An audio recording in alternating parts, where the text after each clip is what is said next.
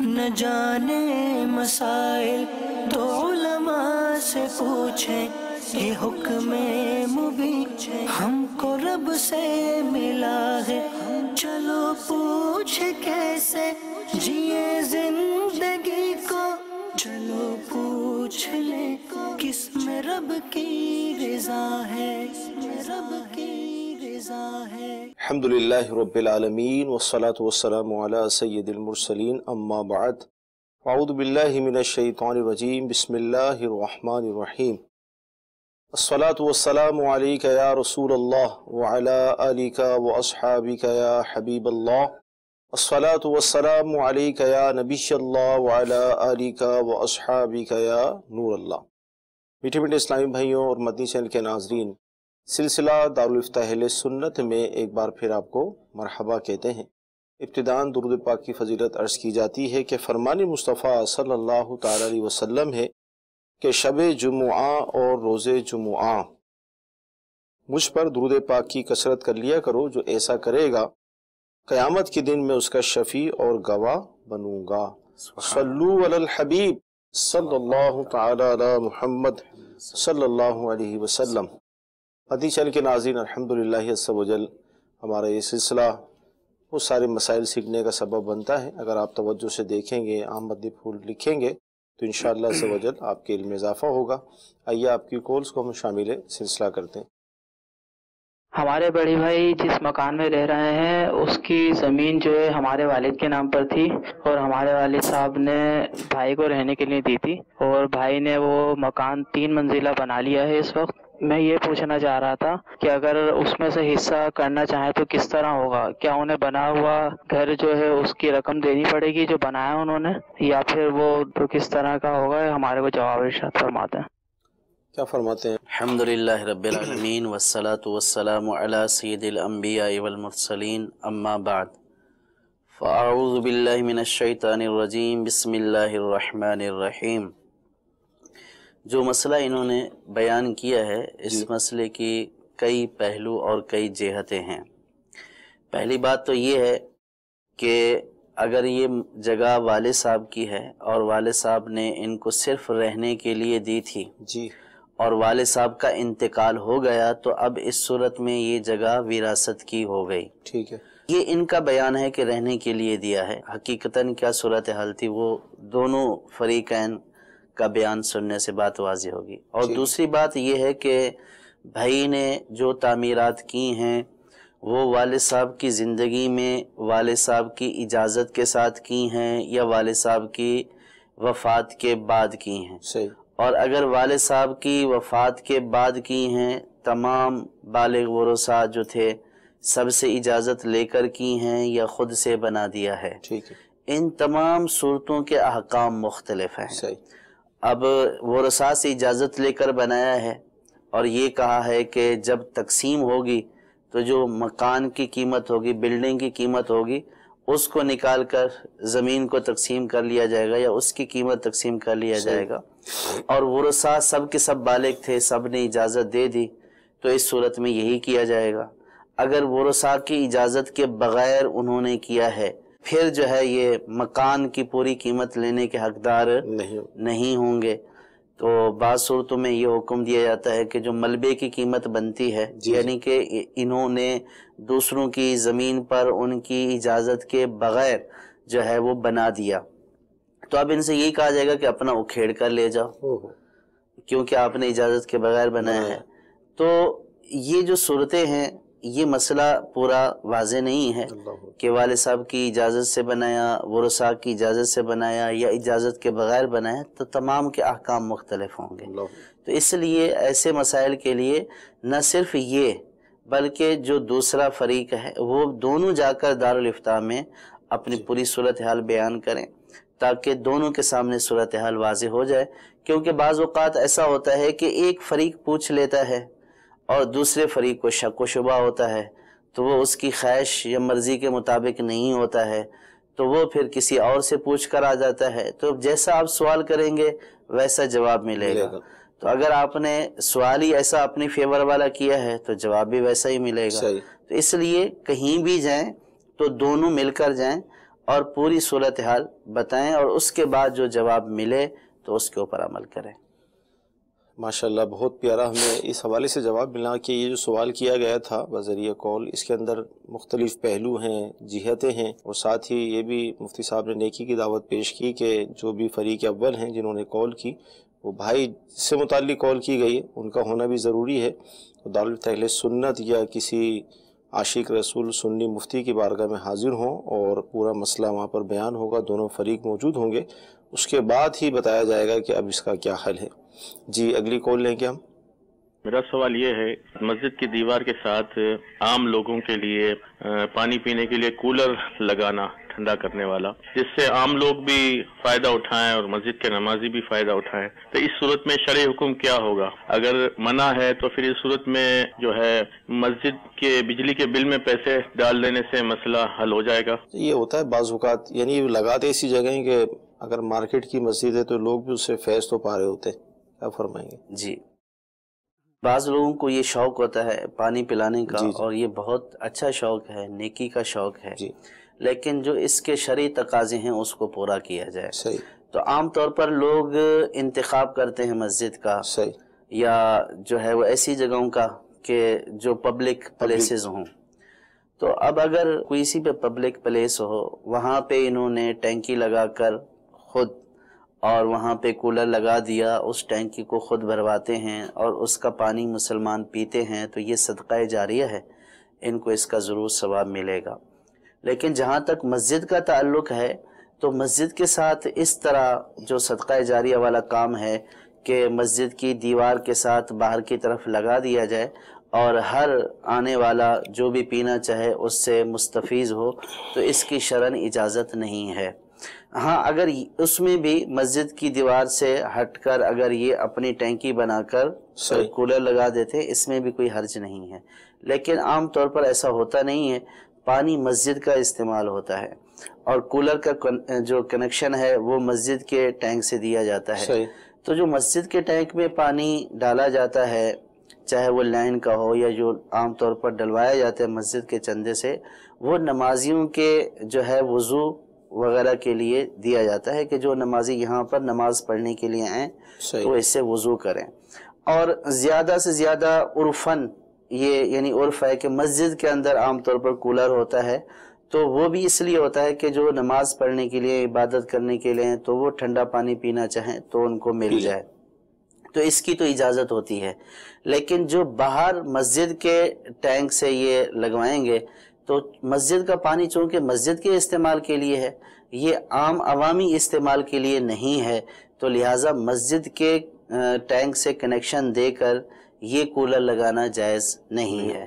اور دوسری بات یہ کہ جو بجلی کا کنیکشن ہوتا ہے وہ بھی عام طور پر مسجد کا ہوتا ہے، جیسا کہ انہوں نے بیان کیا، تو مسجد کی بجلی بھی یوں نہیں ہوتی ہے رفائی مقاصد کے لیے کہ عوام الناس جو ہے وہ اس کو اپنے مقاصد کے لیے استعمال کریں، تو مسجد کی بجلی کا بھی ایک محدود دائرہ کار ہوتا ہے، اور وہ وہی ہوتا ہے کہ جو مسجد کی بنیادی ضرورتیں ہیں جو نمازیوں کے لیے ہیں یا مسجد کے عملے کے لیے ہیں، وہاں تک تو اس کے استعمال کی اجازت ہوتی ہے۔ لیکن اگر اس کو عام عوام کے لیے کر دیا جائے تو اس کی اجازت نہیں ہوتی ہے۔ تو یوں مسجد کی بجلی، مسجد کا پانی استعمال کر کے یہ ٹینک لگانا یہ تو شرعاً جائز نہیں ہے۔ اگر اپنی بجلی ہے اور اپنا کوئی بورنگ کا نظام بنا دیا یا ٹینکی وغیرہ بنوا دی اور اس کے ساتھ کولر لگوا دیا تو یہ بہت اچھا عمل ہے، صدقہ جاریہ ہے، ثواب کا کام ہے، جو بھی پئیں گے انشاءاللہ ان کو ثواب ملتا رہے گا۔ کولر تو ہم لگا دیں، اب اس پہ جو بھی بجلی کا خرچ ہوتا ہے یا پانی کا تو اس کے اگر ہم پیسے پیش کر دیں، جیسے ہماری مسجد میں آئے کہ وصول کروں گا میں اور ماہانہ کچھ نہ کچھ پیسے پیش کر دوں گا، کیا فرماتے ہیں آپ؟ اس کی اجازت نہیں ہے جی۔ اس میں دیکھیں، اس میں بھی کئی چیزیں ہیں، صرف بجلی مسجد کی انوالو صرف کولر کی حد تک نہیں ہے، صحیح، موٹریں کھینچتی ہیں، چڑھاتی ہیں، صحیح، ٹھیک ہے، اگر وہ بجلی کا سارا بل بھی اپنی طرف سے دے دے تو تب بجلی کی اجازت ہو جائے گی، صحیح، ورنہ یہ کہ کولر میں کتنی بجلی استعمال ہوئی صحیح، اندازے سے انہوں نے اگر بل دیا ہے، صحیح، اگر زیادہ دیا ہے تب تو کوئی حرج نہیں ہے. صحیح. لیکن اگر کم دیا ہے اپنے ایک اندازے سے کہ اتنا استعمال ہوتا ہے اور استعمال ہوا زیادہ, صحیح, تو ظاہر سی بات ہے کہ اس کا بل مسجد سے ادا ہوگا اور یہ شرعاً جائز نہیں ہوتا. تو اسی طریقے سے صرف بجلی کا مسئلہ نہیں ہے, پانی کا مسئلہ بھی ہے. صحیح. تو پانی کہاں سے لائیں گے؟ صحیح. تو یہ کافی سارے مسائل ہوتے ہیں. صرف اس کو نہ دیکھا جائے کہ بجلی ہم پے کر دیں گے, تو یوں کمرشلائز کرنے کی یا عوامی فلاحی مقصد کے لیے مساجد کی اس طرح کی چیزیں استعمال کرنے کی نہ تو شرعاً اجازت ہے اور عرفاً بھی اس طرح کی اجازت نہیں ہوتی. ہاں جو چیزیں ہوتی ہیں مسجد میں, بعض جیسے چیزیں رکھی جاتی ہیں, وہ رکھی اس لیے جاتی ہیں کہ میت کے موقع پر یا کسی نے گھر میں جو ہے وہ کروانا ہے, ختم کروانا ہے درود پاک کا یا آیت کریمہ کا, تو وہ دی جاتی ہیں. اسی طرح پارے بھی عام طور پر لوگ کہتے ہیں کہ جو مسجد میں رکھے رہیں, جو باہر بھی لے کر جانا چاہیں تو اس کی اجازت ہوتی ہے. تو جس کی عرفاً اجازت ہے یا دینے والے کی طرف سے صراحت ہے تو اس کی تو اجازت ہوگی. لیکن جس اس طرح کا معاملہ کہ جو مسجد کی, جیسے پانی ٹینک میں آیا تو مسجد کی ملکیت ہو گیا, تو اب اس کی یہ اجازت نہیں ہوتی اور نہ ہی کمیٹی کو اس کا اختیار ہوتا ہے کہ وہ ایک, اب اس میں دیکھیں لاجیکلی یعنی عقل کے اعتبار سے ایک عام آدمی تو یہ کہتا ہے کہ بہت بڑا فائدہ ہے, لوگوں کو نفع ملے گا. لیکن اب اگر کوئی یہ کہے کہ میرے ہاں شادی ہونی ہے, اب مسجد کا پنکھا دے دیجئے, وہاں بھی مسلمان بیٹھے ہوئے ہیں, تو ظاہر ہے کہ وہاں مسلمانوں کو فائدہ تو ہوگا. لیکن یہ جو چیز ہے یہ اس استعمال کے لیے نہیں ہے, یہ یہاں مسجد میں استعمال کے لیے ہے. بہت پیارا جواب ملا کہ ظاہر ہے بہت ساری چیزیں ایسی ہوتی ہیں مدنی چینل کے ناظرین جو ہم بڑا اس کو آسان سمجھ رہے ہوتے ہیں اور اس کے اندر نیکی اور اس طرح کے ثواب کے حصول کے ہمارے ذہن میں کچھ مقاصد ہوتے ہیں, لیکن ظاہر جب سوال جاتا ہے تو شریعت کے جو پہلو ہیں ان پر غور کر تو پتہ یہ چلا کہ جو اس طرح کے کولرز مسجد میں لگائے جاتے ہیں پانی وغیرہ کے حوالے سے, اور عوام بھی اس سے پیے, بھر بھر کر لے جائے اس پانی کو. مسجد کے اندر جو نمازی ہیں اور مسجد کے اندر ہی کولر ہے تو اس میں تو ظاہر کوئی حرج نہیں ہے پینے کے حوالے سے. یہ باہر بعض اوقات اس کا ایک کنیکشن باہر دے دیا جاتا ہے اور پھر لوگ باہر کے لوگ اس سے پانی پی رہے ہوتے ہیں یا بوتلیں بھر بھر کر لے جا رہے ہوتے ہیں. تو اس حوالے سے جواب ملا کہ یہ صورت جائز نہیں ہوگی. اور بھی اگر کسی کے ذہن میں اس طرح کے میٹرز ہوں تو وہ دارالفتہ اہل سنت تشریف لے آئیں, مزید بات چیت کر لیں. جی اگلی کال ہم لیں گے. میرا نام عدنان ظفر ہے اور میرا سوال یہ ہے کہ اگر کوئی محتاج ہے, اگر اسے کوئی وضو کرانے والا نہیں ہے تو کیا وہ تیمم کر کے نماز پڑھ سکتا ہے؟ جی کوئی اس طرح کے اگر ہوں مریض, جی اگر کوئی اس طرح کا یعنی محتاج سے مراد نابینا ہے یا چل پھر نہیں سکتا ہے, جی تو اب اگر اس کا کوئی کرانے والا, وضو کرانے والا موجود ہے تو اس سے یہ کہا جائے گا کہ بھائی وضو کرا دیں. صحیح. اور اگر کوئی بھی ایسا نہیں ہے, اور بعض نابینا ایسے بھی ہوتے ہیں کہ ان کو جو ہے وہ روٹین کا پتہ ہوتا ہے, صحیح, تو وہ جاتے بھی ہیں اپنی حاجات پوری کرنے کے لیے, پتہ ہوتا ہے پانی یہاں پہ ہے لیکن وہاں پہ پانی نہیں ہے, صحیح, اب کوئی دوسرا چارہ کار نہیں ہے, تو اس صورت میں اگر وہ تیمم کر کے نماز ادا کر لیتا ہے تو جائز ہے. ٹھیک. جی مزید کال. پنجاب بھاؤ نگر سے بات کر رہا ہوں. سر میرا مسئلہ یہ کہ اگر خاوند مزاج میں اپنی بیگم کو 2 دفعہ طلاق دے رہے کہ میں تجھے طلاق دیتا ہوں تو اس کے بارے میں تھوڑی سی رہنمائی فرما دیجیے کہ وہ طلاق ہو جاتی ہے یا نہیں. مزاق میں ہنستے ہوئے طلاق دے وہ حرام ہو جاتا ہے ساتھ رہنا یا نہیں؟ کیا فرماتے ہیں؟ مذاق میں طلاق دے دی 2 دفعہ. طلاق چاہے غصے میں دی جائے چاہے مذاق میں دی جائے, یہ طلاق بہر صورت واقع ہو جاتی ہے. علماء نے اس کو یوں مثال سے بیان کیا ہے کہ شیشہ ہے, کانچ ہے, اگر آپ اس کے اوپر پتھر مذاق میں ماریں یا سنجیدگی میں ماریں, صحیح, تو شیشہ ٹوٹے گا ہی ٹوٹے گا. صحیح بات.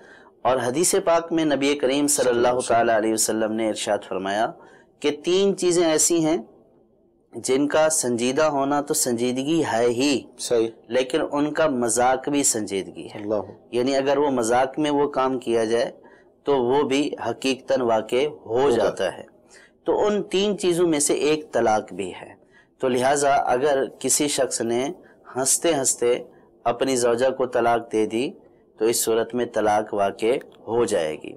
اب رہا یہ سوال کہ اس نے 1 دی ہے یا 2 دی ہیں, اگر ایک طلاق رجعی دی ہے یعنی الفاظ طلاق کے ساتھ دی ہے، پہلے کبھی طلاق نہیں دی تھی، یوں بولا کہ میں تمہیں طلاق دیتا ہوں، یا دو جو ہے وہ یوں بولا کہ میں تمہیں طلاق دیتا ہوں، 2 دفعہ یہ الفاظ دہرائے، تو جتنی دفعہ یہ الفاظ اپنی زوجہ کو بولیں گے اتنی طلاقیں واقع ہو جائیں گی۔ صحیح۔ ہاں 1 اور 2 مرتبہ میں چانس ہوتا ہے، یعنی یہ رجوع کر سکتا ہے، جبکہ طلاق جو ہے وہ جو صریح الفاظ طلاق ہے یعنی واضح طلاق کے جو الفاظ ہیں، جب اس سے طلاق دی ہے، 1 دی ہے یا 2 دی ہے، تو اس میں جو ہے وہ وسعت ہے کہ وہ رجوع کر لے، عدت کے اندر رجوع کر لے گا، تو یہی نکاح دوبارہ سے جڑ جائے گا۔ صحیح۔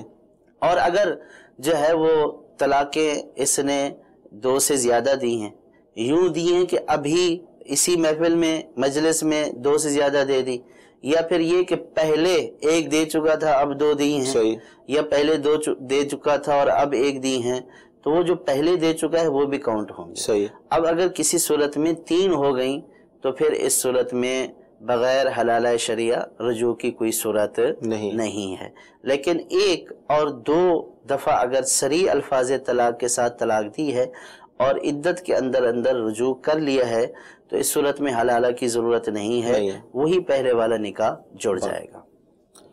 مدی چل کے ناظرین، بہت نازک معاملہ ہوتا ہے یہ طلاق کے حوالے سے، جس طرح جنہوں نے کال کی تھی انہوں نے کہا کہ ہنس کر مذاق میں اس طرح کیا گیا، تو شریعت کا حکم آپ نے سن لیا کہ وہ طلاقیں ہو گئیں، تو لہذا کبھی بھی اس معاملے میں مذاق نہیں کرنا چاہیے کہ آدمی ہنس کر، اسی طرح حضور اگر کوئی ہنس کر کلمہ کفر بک دے اللہ تعالیٰ کا یا کسی بھی حوالے، جس طرح ہمارے معاشرے میں حالات ہیں، تو وہ بھی تو ظاہر نافذ ہی ہوتے ہیں نا؟ جی بالکل، اگر کوئی کلمہ کفر بک دیتا ہے تو اس کا بھی حکم نافذ ہو جائے گا۔ اب یہ نہیں کہے گا کہ میں نے مذاق کہا ہے، تو ہر بات مذاق میں نہ کرنے والی ہوتی ہے اور نہ ہر بات کی اس طرح اجازت ہے۔ خود مذاق کی ایسے خواہ کہاں اجازت ہے، جس طرح کا ہمارا اس طرح کا بالخصوص مذاق جو ہوتا ہے کہ جس میں ایمان چلا جائے، معاذ اللہ نکاح چلا جائے، طلاق واقع ہو جائے یا کچھ اور ہو جائے۔ تو جیسے دیکھیں نا کہ مذاق میں کوئی دوست کسی دوست کو گولی نہیں مارتا، یا اپنے آپ کو مذاق میں کوئی گولی نہیں مارتا خدا نہ خواستہ۔ تو اسی طریقے سے بہت ساری چیزیں ایسی ہیں کہ اگر مذاق سے بھی کی جائے تو ان کا جو حکم شرعی ہے وہ نافذ ہو جاتا ہے۔ اب یہ دیکھیے نا کہ لوگ یہ کہتے ہیں کہ اس سے کیا ہو جاتا ہے، تو یہ 2 لفظ ہی تو بولے ہیں، تو جب نکاح ہوا تھا تو اس وقت بھی تو یہی لفظ بولے گئے تھے کہ قبول ہے، تو اس نے یہی بولا قبول ہے، سب یہ 2 لفظ ہی بولے تھے، تو اس سے نکاح ہو گیا۔ تو طلاق بھی اسی طریقے سے ہے کہ جب آپ بولیں گے تو اس کے بولنے سے طلاق واقع ہو جاتی ہے۔ تو اس طرح کی کوئی مذاق نہ کی جائے کہ جس میں بالخصوص ایمان کا خطرہ ہو، یا جو ہے وہ اس طرح ازواجی معاملات ہو جائے، نکاح ٹوٹ جائے، پھر اس کے بعد کے جو معاملات ہیں ان کا جو ازالہ ہوتا ہے وہ انتہائی مشکل ہوتا ہے، اور اس میں جو ندامت، خجالت، ذلت برداشت کرنی پڑتی ہے، تو اس ندامت اور ذلت، بالخصوص ذلت کی وجہ سے نہ جانے کتنے شیطان اور حرام کام کروا دیتا ہے۔ تو اس لیے اس طرح کا مذاق اصلاً نہ کیا جائے۔ جی اس طرح کے مذاق سے بچیں۔ جی اگلی کال لیں گے ہم سلسلے میں۔ سر ہمارا سوال یہ ہے، جب لڑکی چھوٹی ہوتی ہے نا، اس کا باپ یا کوئی ماموں یا کسی نے اس کا نکاح دے دیتا ہے، جب بڑی ہو جاتی ہے لڑکی وہ نکاح جو ہے تسلیم نہیں کرتی، یہ کیا حکم ہے؟ کیا نکاح ہوگا یا دوبارہ؟ بچپن میں بعض اوقات برادریوں میں اس طرح ہوتا ہے کہ بھئی میں نے اپنی بچی آپ کے بچے کو دے دی، اس طرح عہد و پیما یہ کر لیتے ہیں، لیکن وہی بچی جب بالغ ہوتی ہیں، بڑی ہوتی ہیں، تو وہ انکار کر دیتی ہیں، بھئی میں تو نہیں مانتی۔ اب کیا ہوگا؟ عہد و پیما کرنا ایک الگ بات ہے، نکاح کر دینا ایک الگ بات ہے۔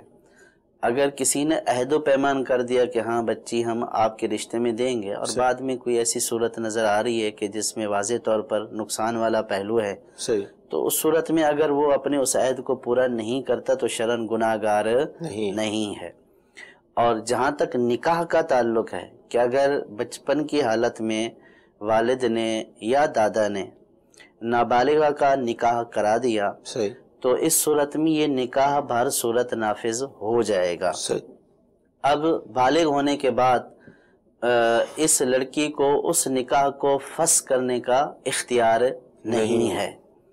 اور لیکن اس میں شرط یہ ہے کہ دادا یا والد سے اس سے پہلے اس طرح کا کوئی کام کہ جس میں جو ہے اس نے اپنے اختیار کو غلط استعمال کیا، جیسے مہر مثل جو عام طور پر اس خاندان کی عورتوں کو مہر دیا جاتا ہے تو اس سے کہیں کم میں نکاح کرا دیا، یا جو جس سے نکاح کرایا وہ ہم پلہ نہیں تھا، غیر کفو تھا، تو غیر کف میں جو ہے وہ نکاح کرا دیا اور پہلے انہوں نے کرا دیا، وہ تو نافذ ہو گیا. لیکن اب بھی اگر وہ اپنی نابالغہ کا اسی طرح نکاح کرانا چاہتا ہے اور وہ اس کا جو ہے وہ ہم پلہ ہمسر بھی نہیں ہے اور مہر مثل سے بہت کم میں کرا دیتا ہے، تو اس صورت میں یہ نکاح نافذ نہیں ہوگا.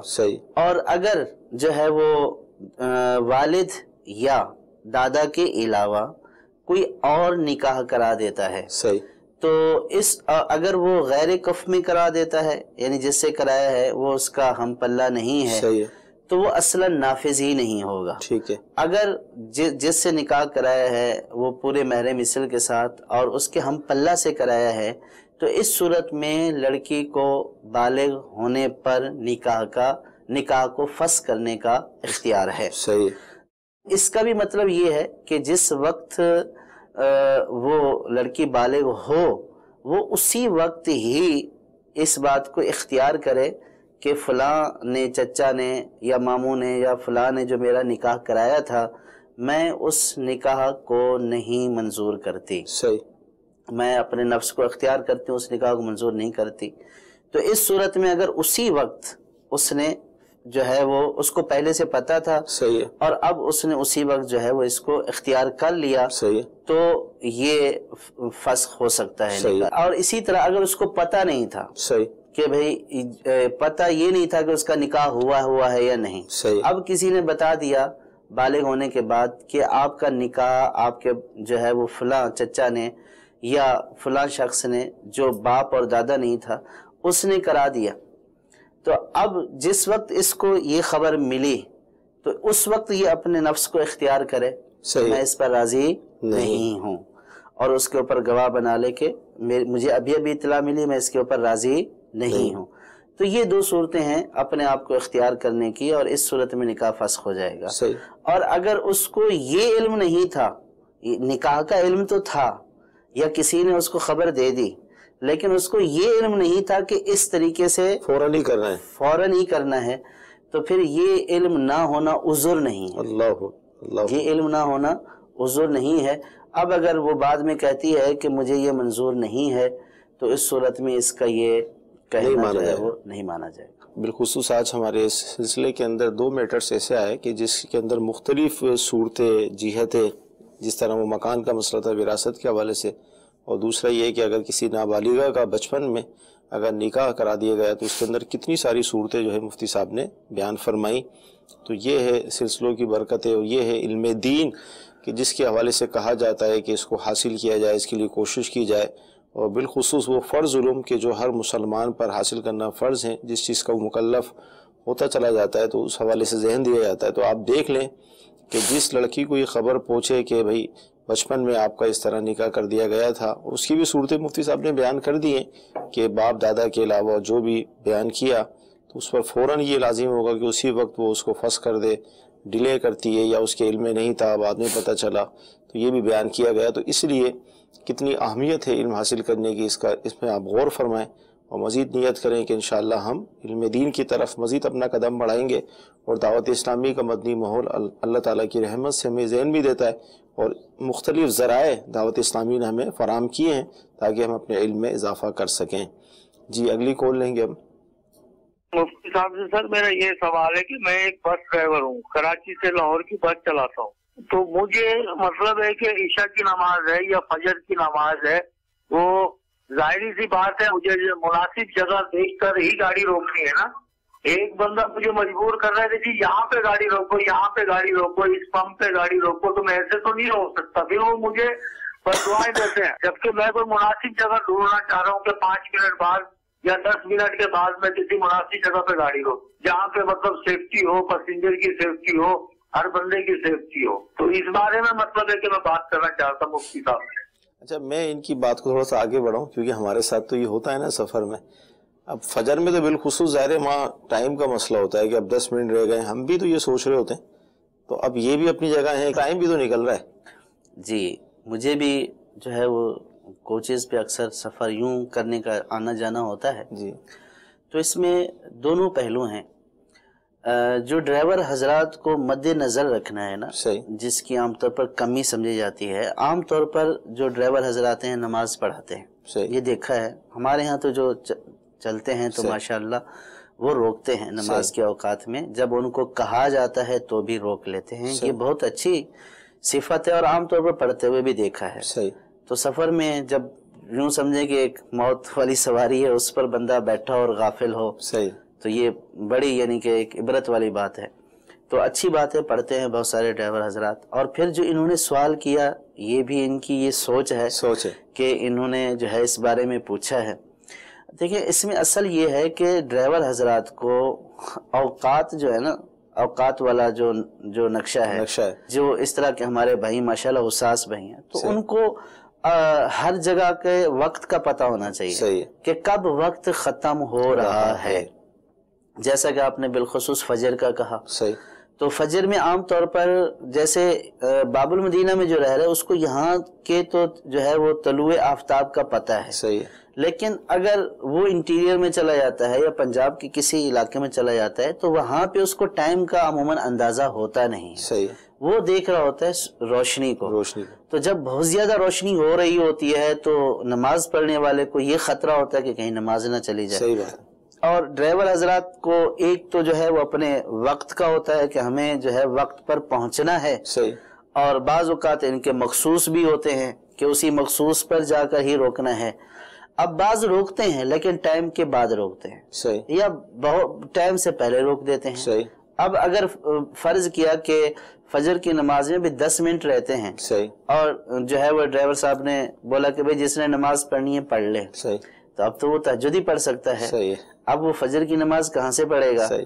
तो अब जब ये ज़ाहिर है कि जो वक्त जानने वाला है वो देखता है वहाँ मसाजिद में, उसको पता है कि 10 मिनट रहते हैं, सही, तो वो तो फिर यही है कि इस्तिंजा वज़ू ही करता है और आराम से आकर बैठ जाता है। सही। और फिर जब टाइम होता है वो तकाजा करता है तो ड्राइवर से की तरफ से, कंडक्टर की तरफ से ये होता है कि अभी तो भैया हमने रोकी थी, सही। और सवारियां भी उसकी तायद करती हैं, भाई अभी जो रोकी थी तो आपने अभी क्यों नहीं पढ़ी? हालांकि उनको ये नहीं पता कि अभी रोकी थी, वक्त नहीं था। सही। तो लिहाजा अगर जो है वो इनको वक्त का पता है, सही, और ये कोई सेफ जगह ढूंढ रहे हैं, सेफ्टी भी बहुत जरूरी है, सही, तो इसमें कोई हर्ज नहीं, और उनकी बद दुआएं देने से इनके ऊपर कोई असर नहीं पड़ेगा, क्योंकि वो जो बद दुआएं दे रहे हैं गलत दे रहे हैं। सही। हाँ, अगर इनको वक्त का इल्म है, ये उनको बता दे, प्यार मोहब्बत से कह दे, भाई मुझे पता है तुलुए आफ्ताब इतने बजे है, मैं इससे 10 मिनट पहले रोक दूंगा, आप इस्तिंजा वजू करके आराम से नमाज से फारिग हो जाएं। सही। अगर इतना जब सवारी को भी पता चले ना कि इतना बाशऊर हमारा ड्राइवर है, तो वो भी फिर आराम से बैठा रहे। सही बात। लेकिन एक अमूमी हालत को देखते हुए ये अंदाजा होता है कि आम तौर पर लेट करा देते हैं। सही। तो ऐसी सूरत में फिर सवारी की तरफ से जो मुतालबा है, तो सवारी को भी चाहिए कि उसको समझा दे, भाई आप रोकेंगे तो सही, लेकिन टाइम उस वक्त खत्म हो चुका होगा, ये आप टाइम से पहले रोक देंगे। सही। अच्छा, तो अब ये समझा देगा तो हो सकता है कि दोनों एक ही पेज पर आ जाएं। सही। दूसरा ये भी होता है कि जैसे फर्ज किया कि आप जो है वो असर की नमाज से 10 मिनट पहले चले, यानी वक्त से पहले चले। सही। अब जो है वो ड्राइवर गाड़ी खींचता चला जा रहा है, वो ये कह रहा है कि मैं 20 मिनट पहले या 15 मिनट पहले पढ़ाऊंगा। सही है। अब सूरज नजर आ रहा है, हालांकि मकरू वक्त शुरू हो चुका है। सही है। तो इस वक्त में जो है वो नमाज पढ़ना मकरू है, मकरू है, तहरीमी गुनाह है। तो अब जो पक्का नमाजी है, जानने वाला है, वो तो उस वक्त को देख रहा है कि भाई मकरू वक्त में जो है वो दाखिल हो रहे हैं। सही। लेकिन ये अपने एक टारगेट को देख रहा है कि मुझे फलां पंप पे जाके जो है वो गाड़ी वो खड़ी करनी है। तो सेफ्टी का ख्याल रखें। अगर सेफ्टी के साथ साथ वक्त का ख्याल रखेंगे تو یہ ایک بہت خوبصورت ایک یعنی کہ حسن پیدا ہو جائے گا، اور پھر وہ شخص یاد بھی رہتا ہے کہ ہم فلاں جو ہے وہ کوچ پر رہے تھے، فلاں بس پر رہے تھے، ماشاءاللہ وہاں کا ڈرائیور بڑا باشعور تھا، اس نے اس بات کا لحاظ رکھا۔ تو لہٰذا ہمیں اس بھائی سے ہماری گزارش ہے کہ وہ اوقات کا جو کیلنڈر ہے الحمدللہ دعوت اسلامی کی طرف سے پورے پاکستان کا چھپا ہوا ہے، اور یہ ان کو کوئی اتنی مسئلہ نہیں ہوگا، ان کی جو جگہیں ہوتی ہیں وہ 8-10 ہوتی ہیں یا اس سے بھی کم ہوتی ہیں، روٹ بھی فکس ہوتا ہے، پتہ ہوتا ہے کہ یہ فجر یہاں پہ آئے گی، عشاء اس پہ آئے گی، تو بس اس کا آخری وقت جو ہے وہ بس پر سوار ہونے سے پہلے دیکھ لیں یا کاپی رکھی ہوئی ہو وہاں پہ کہ جس سے یہ پتہ چلے کہ آخری وقت یہ ہے، پھر اسی کا لحاظ کرتے ہوئے اور مکروہ وقت کا خیال کرتے ہوئے اس سے پہلے جو ہے وہ نماز کے لیے جو ہے وہ روک دیں، تو اس صورت میں آپ کو کوئی اثر نہیں پڑے گا۔ لیکن اگر آپ لوگوں کی نمازیں قضا کروائیں گے یا ان کو مکروہ وقت میں پڑھائیں گے یا وقت سے پہلے ہی ان کو پڑھا دیں گے تو ظاہر ہے کہ قضا کرنے کا گناہ جو ہے وہ آپ کے ساتھ آئے گا زیادہ، کیونکہ سبب آپ بن رہے ہیں۔ اور یہ جو پڑھنے والا ہے وہ تو چلتی بس میں بھی جتنی اس کی استطاعت ہے اشاروں سے پڑھ لے گا، لیکن اس کا موجب تو آپ ہی بنے نا نماز قضا کرانے کا، تو اس گناہ سے بچنا چاہیے۔ اچھی بات ہے، ایسی سوچ جو ہے وہ ہمارے ہر ڈرائیور بھائی کو ہونی چاہیے کہ وہ ان مسائل کے بارے میں بھی پوچھے، ورنہ بہت سارے لوگ یہ کہہ دیتے ہیں کہ یار مولوی حضرات ایسے ہی بولتے رہتے ہیں، بس ٹھیک ہے نماز ہی پڑھنی ہے نا، تو ایسا نہیں ہے، نماز پڑھنی ہے۔ اللہ تعالیٰ نے ارشاد فرمایا کہ نماز ایک وقت باندھا ہوا فرض ہے، کہ ایک وقت اس کا مقرر کیا ہوا ہے، اس کے وقت کے اندر ہی پڑھنی ہے، اگر وقت کے بعد پڑھیں گے تو پھر قضا ہو جائے گی اور قضا کا گناہ آئے گا۔ ماشاءاللہ بہت پیارا ہمیں جواب ملا اس حوالے سے، اور حقیقت یہ ہے کہ اگر ہمارے ڈرائیور بھائی جس طرح اوقات صلاۃ کا نقشے کا عرض کیا گیا اپنے پاس رکھیں، اور ان تمام صورتوں کو سامنے رکھ کر آپ کے روٹ پر یقیناً اس طرح کے ہوٹلس اور مسجدیں بھی آتی ہوں گی کہ جہاں پر آسانی بھی ہو، تو پہلے سے اگر اہتمام کر لیں گے تو انشاءاللہ فائدہ ہوگا۔ اور یہ بھی ہمیں پتہ چلا کہ اگر وقت سے پہلے روک دی تو ظاہر نماز پڑھنے والے کی تو وہ فرض تو ادا ہوگا نہیں کیونکہ وقت آیا ہی نہیں تھا ابھی، اسی طرح مکروہ وقت کی طرف بھی توجہ دلائی گئی۔ تو بہت پیارا جواب ملا، اللہ کرے ایسا دور آ جائے کہ ڈرائیور پیسنجر سب یوں نماز پڑھتے ہوئے اپنی منزل کی طرف چلیں، تو انشاءاللہ برکتیں بھی ملیں گی، ناگہانی آفت سے بھی بچیں گے، رحمتیں بھی ملیں گی۔ کاش ایسا ہو جائے۔ جی اگلی کال لیں گے۔ میں جیلم سے بات کر رہا ہوں، 4 کلاس میں تھا یا 3 یا 4 کلاس میں، ایگزیکٹ یاد نہیں ہے، تو میں نے مقصد سے نہ کچھ پیسے اٹھائے تھے، جو آج مجھے جب یاد آتا ہے تو میرے رونگٹے کھڑے ہو جاتے ہیں۔ تو میں اپنی اس مسئلے کی اصلاح کرنا چاہتا ہوں۔ پیسے بھی کچھ زیادہ نہیں تھے، سکوں میں اس وقت چلتے تھے 5-10 پیسے والے، اور یہی کوئی روپیہ یا 2 روپے ہوں گے، تو مجھے مہربانی کر کے اس مسئلے کا کوئی حل بتا دیں۔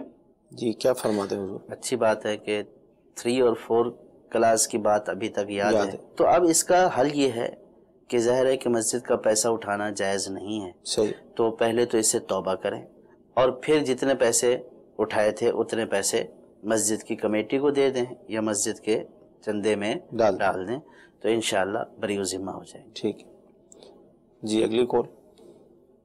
میرا ایک گھر ہے جو میرے والد صاحب کے نام ہے، انہوں نے اپنی زندگی میں پارٹیشن کر دیا تھا، آدھا مجھے دے دیا آدھا میرے بھائی کو دے دیا۔ میں ایک سرکاری ملازم ہوں اور میں نے وہ مکان ہائر کروایا ہوا ہے اپنے نام، تو وہ جیسے ہیں وہ میرے لیے جائز ہے؟ اگر مکان کو تقسیم کر کے دونوں کو الگ الگ قبضہ دے دیا بالکل، جس میں اپنا سامان وغیرہ اٹھا لیا اور سیپریٹ کر کے دونوں کو قبضہ دے دیا، تو اس صورت میں یہ دونوں مالک ہو جائیں گے۔ اگر انہوں نے والد کی زندگی میں یہ قبضہ بھی کر لیا تھا تو یہ دونوں مالک ہو جائیں گے، اور اس صورت میں جو ان کا حصہ پورشن ہے اس کو اگر یہ کرائے پر دیتے ہیں تو یہ اس کے مالک ہیں، کرائے پر دینا بھی جائز ہے، خود استعمال کرنا بھی جائز ہے۔ ٹھیک ہے، لیکن اس میں ایک پہلو ہے، اس کا جو ہے وہ کسی جو ہے وہ دارالفتاء سے یہ جا کر معلوم کر لیں کہ عام طور پر جدا تو کر دیتے ہیں لیکن بعض اوقات والدین ساتھ رہ رہے ہوتے ہیں، صحیح، تو جو شرعی قبضہ ہے وہ جس قبضہ کہلاتا ہے وہ قبضہ ہو نہیں پاتا۔ صحیح،